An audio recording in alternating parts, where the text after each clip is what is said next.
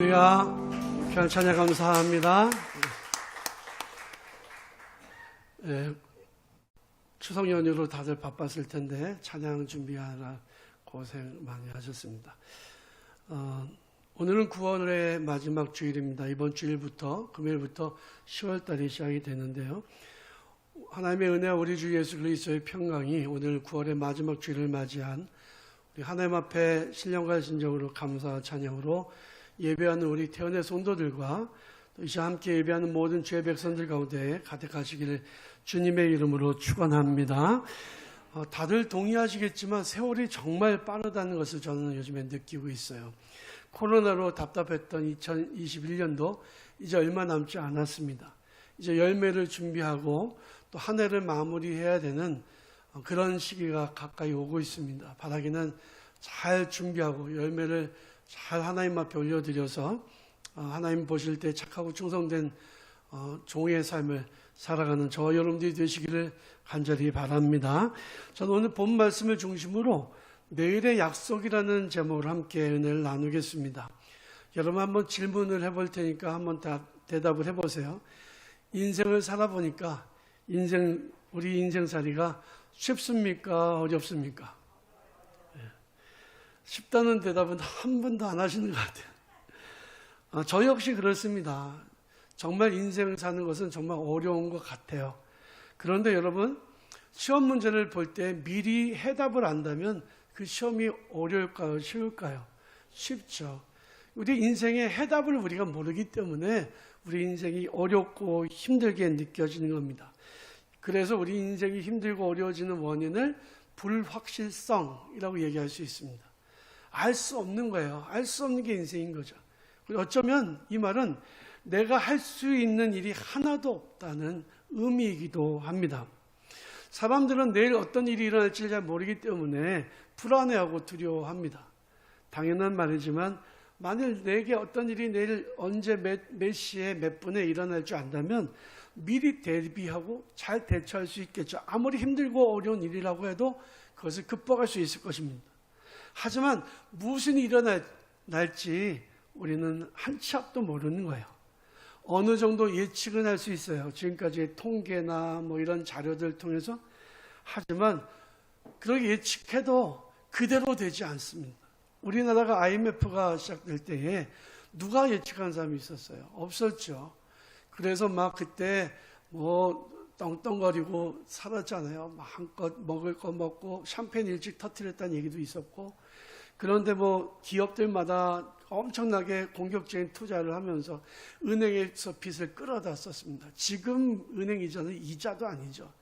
그 당시에는 20 몇 프로 이랬으니까요. 근데 그때 돈을 은행에 넣어놓았던 사람은 20% 이상 되는 이자를 받았어요. 그래서 제가 부목사로 있을 때였는데 교회 성도들이 건축하려고 모아놓았던 그 재정을 은행에다 넣어놨는데 10억을 넣으면 1년 만에 12억이 되는 겁니다. 이걸 누가 예측을 한 사람이 있나요? 그런데 빚을 진 사람은요, 그냥 빚을 감당 못해서 파산했던 분들이 한두 명이 아니었어요. 미리 예측할 수 있었다면 피할 수 있었겠지만 할 방법이 없었잖아요. 알고 맞는 매가 더 아프다라는 말도 있지만 미리 맞는 매가 쉽다 이런 말도 있어요. 어떻게 보면 알아도 방법이 없고 몰라도 대책이 없는 거죠. 이게 우리 인생이에요. 내일 일을 알 수 없는 게 우리 인생인 거죠. 하루살이가 하루 종일 친구와 놀다가 헤어지면서 이렇게 인사합니다. 재밌었어. 내일 또 만나. 하루살이는 그 약속을 지킬 수 없었습니다. 매미가 엄청나게 울어댔잖아요. 정말 매미가 시끄럽게 울어댔는데 지금은 한 마리도 없어요. 다 죽었어요. 매미가 너무 재밌게 놀다가 친구한테 말합니다. 안녕, 내년에 또 만나. 내년에 못 만나죠. 우리 인생이 그런 거예요. 이처럼 짧고 허무한 겁니다. 내일 일을 알 수 없는 거예요. 그래서 베드로전서 1장 24절에 보면 이런 말씀이 나옵니다. 그러므로 모든 육체는 풀과 같고 그 모든 영광은 풀의 꽃과 같으니 풀은 마르고 꽃은 떨어지되 오직 주의 말씀은 세세토록 있도다. 우리 인생은 그 들의 풀과 같고 꽃과 같은 거예요. 아침 안개 같은 거예요. 이 있다가 사라지고 있었던 자취조차도 남지 않은 게 우리 인생인 거죠. 그런데 이런 인생을 살아가면서 특별히 어떤 사람들이 절망을 경험하느냐? 내일에 희망이 없는 사람들이 절망합니다. 우리 교회 올해 표어가 너무 좋잖아요. 희망을 노래하라. 정말 희망이 없이는 이 코로나, 이 팬데믹 사태, 이 사회를 살면서 희망 없이는 살 방법이 없어요. 오래전에 불렀던 노래가 있습니다. 저는 설교하면서 노래하는 목사님들을 제일 싫어해요. 근데 이제 저도 어쩌다가 한 번은 뭐 이렇게 부르긴 하는데, 이 산호라면이라고 하는 노래, 그 가사 2절에 보면 이런 게 나옵니다. 비가 새는 판잣집에 새우잠을 잔데도 고운님 함께라면 즐겁지 않더냐. 새파랗게 젊다는 게 한미천인데 째짜하게 굴지 말고 가슴을 쫙 펴라. 내일은 해가 뜬다. 내일은 해가 뜬다. 내일이 해가 떠요. 그러니까 절망하지 말라는 거예요. 희망을 가지라는 거죠. 가사에 나오는 것처럼 내일은 희망의 날입니다. 하지만 모든 사람의 희망의 날은 아니에요. 예를 들어서 시험 공부하지 못한 학생에게 날이 밝아서 시험날이 되면 이게 굉장히 괴로운 거죠. 내일이 대출 이자 원금을 다 갚아야 되는 날인데 내일이 밝아온 돈이 하나도 없어요. 그러면 안 왔으면 좋겠죠. 내일은 희망을 잃은 사람들에게는 오지 않았으면 좋겠다고 생각하는 그런 날입니다. 하지만 우리 믿는 성도들에게 있어서 내일은 어떤 날일까요? 내일은 승리의 날이에요. 내일은 응답의 날이에요. 하나님의 역사가 일어나는 날인 줄 여러분들 믿으시기 바랍니다. 우리에게는 내일 새해를 행하실 하나님이 계시기 때문에 우리는 실망할 이유가 없어요. 오늘 안 돼도 내일 할 수 있다는 소망. 오늘까지 99번 실패했어도 내일 100번째 성공하게 하실 하나님이 계시다는 그 믿음. 이것이 있기 때문에 이 사실을 믿는 사람들은 희망을 갖고 결코 절망하지 않을 수 있습니다. 동터 오르는 새벽에 야복강가에서 한 사람이 다리를 절면서 걸어오고 있었습니다. 그는 밤새도록 강변에서 하나님께 기도드렸습니다. 성경은 그 사람이 하나님과 밤새도록 씨름을 했다고 기록하고 있어요. 그만큼 그의 기도는 아주 처절한 것이었어요. 결국에 하나님의 천사가 그의 환도뼈를 쳐서, 이제 환도뼈라고 되어 있지만 사실은 근육을 쳐서 그 근육이 이완되게 만든, 걸을 수 없어요. 쩔뚝거리면서 그는 걷고 있었습니다. 그 사람의 이름은 야곱이죠. 그는 그날 밤 정말 간절한 마음으로 하나님 앞에 기도했습니다. 목숨을 거는 기도했습니다. 하나님, 저에게 복을 주시지 않으면 보내드릴 수 없습니다. 하나님이 바지가랑이를 붙들고 매달려서 기도한 거예요. 나에게 복을 주십시오. 그는 자기의 가족들과 재산을 먼저 야복강 건너편에 보내버리고 홀로 남아서 기도하고 있었습니다. 그에게는 내일에 대한 두려움이 있었어요. 불안이 있었습니다. 내일 어떤 일이 일어날지 전혀 알 수 없는 상황이었어요. 극심한 불안에 쌓여 있었습니다.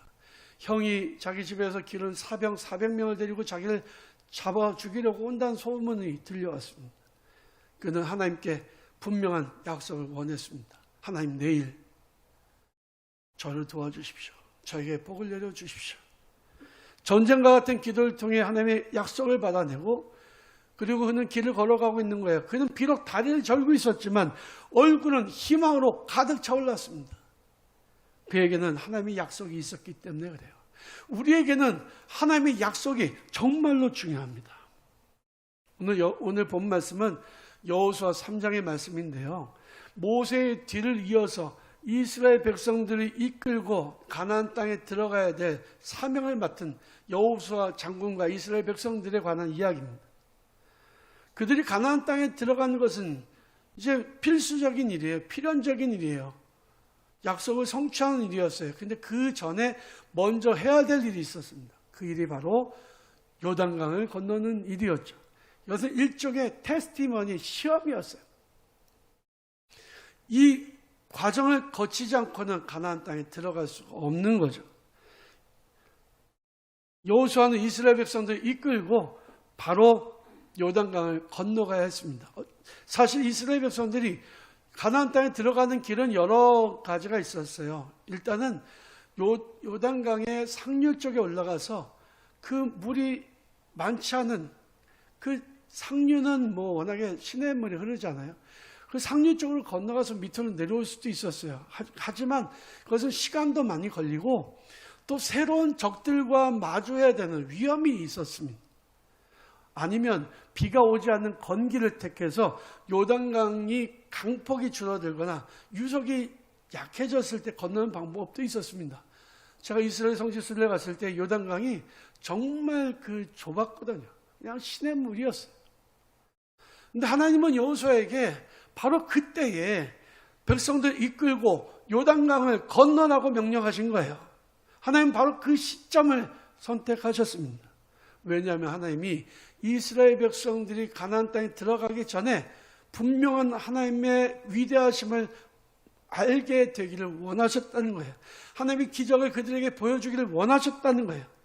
마치 이스라엘 백성들이 애굽에서 탈출했을 때에 홍해의 기적을 보게 되었던 것처럼, 그래서 그들이 광야에 40년 동안 세월을 살아가는 동안에도 그들이 약속의 땅 가나안 땅에 들어갈 수 있는 믿음을 가질 수 있었던 것처럼 이스라엘 백성들이 가나안 땅에 들어가기 전에 확실한 하나님의 증거를 요단강에서 보기를 원하셨다는 거예요. 요단강 앞에 두고 여호수아는 관리들을 백성들에게 보내서 이렇게 얘기합니다. 너희들이 만약에 레위인들, 제사장들이 하나님의 언약궤를 매는 것을 보거든 너희가 있는 곳을 떠나 언약궤의 뒤를 따르라. 그러면 너희가 갈 길을 알게 될 것이다. 이 길은 너희가 이전에 한 번도 가보지 않은 길이다. 여러분, 우리가 코로나 팬데믹을 경험하면서 한 번도 경험해 보지 못한 일을 경험하고 있어요. 어쩌면 과거는 한 번은 가봤던 길이에요. 근데 미래는, 내일은 한 번도 안 가본 길이에요. 그러니까 두려움이 있을 수밖에 없잖아요. 그런데 하나님 말씀하십니다. 이 길은 너희가 한 번도 이전에 가보지 않은 길이지만 너희 자신을 성결하게 하라. 하나님께서 너희 가운데에서 기이한 일을 행하시리라 라고 약속하셨습니다. 하나님께서 내일 너희 가운데 기이한 일을 행하시리라. 이 말씀이 이스라엘 백성들에게 전해졌을 때 그들은 얼마나 힘과 용기를 얻게 되었을까요? 내일은 모르지만 분명한 사실은 하나님 우리 앞에서 내일 기이한 일이라고 하는 것은 정말 미라클이죠. 놀랍고 신비한 일을 행하실 것이다 라고 하는 것을 말씀한 거예요. 광야에서 요단강을 건너가는 이스라엘 백성들, 그들은 한 번도 가보지 못했던 길을 향해 가야만 했지만 내일 무슨 일이 일어날지 알지 못했지만 그러나 그들은 용기와 담대함을 가지고 내일을 맞이할 수 있었습니다. 이것은 정말 중요한 하나님의 약속이었어요. 하나님이 하나님의 백성들 가운데 내일 기이한 일을 행하시려면 중요한 두 가지의 조건이 있었습니다. 첫 번째는 그들이 하나님의 언약궤를 따라가는 거예요. 3절 말씀해 보니까 백성에게 명령하여 이르되 너희는 레위 사람 제사장들이 너희 하나님 여호와의 언약궤를 매는 것을 보거든 너희가 있는 곳을 떠나 그 뒤를 따르라. 이렇게 말씀하셨습니다.